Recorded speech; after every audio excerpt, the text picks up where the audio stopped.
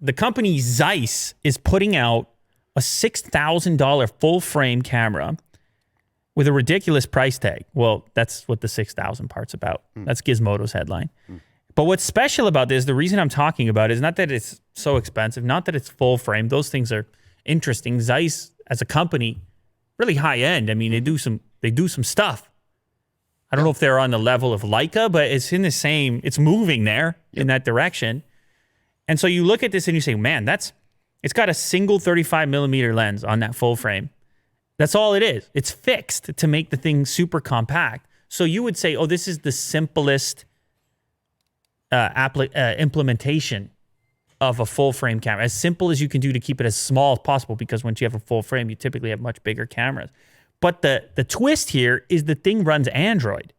Not only does it run Android, it comes preloaded with a version of Adobe Lightroom so that you're editing and doing everything right in the camera. And this reminded me of when they attempted it with the Samsung Android camera, point and shoot with a zoom lens, which I thought was going to solve all my problems once upon a time.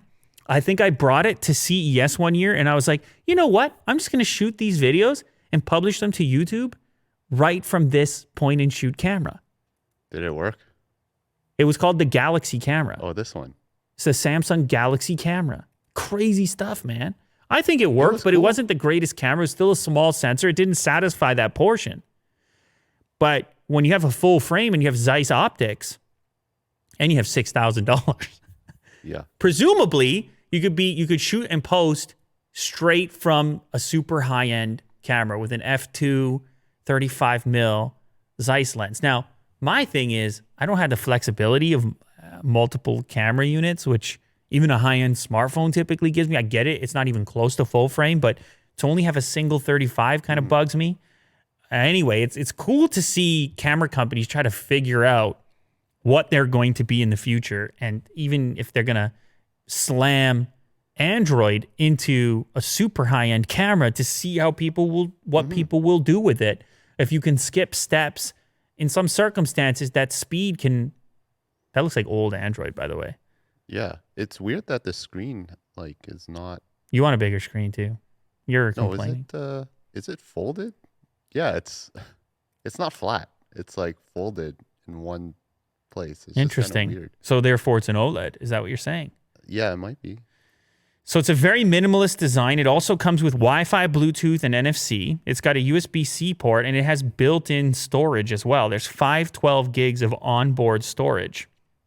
Adobe Photoshop Lightroom allows you to edit photos right in the camera on the 4.3-inch touchscreen, never needing to sit down in front of a PC, although that's not the hugest screen to be editing photos, but I suppose it's for minor edits and then publishing.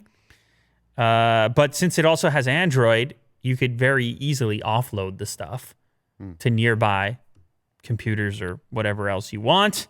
It can shoot 4K video as well, but it is $6,000. Just keep that in mind. I don't know. It could be a cool experiment. Sometimes you need a really high-end photo and you got to share it fast.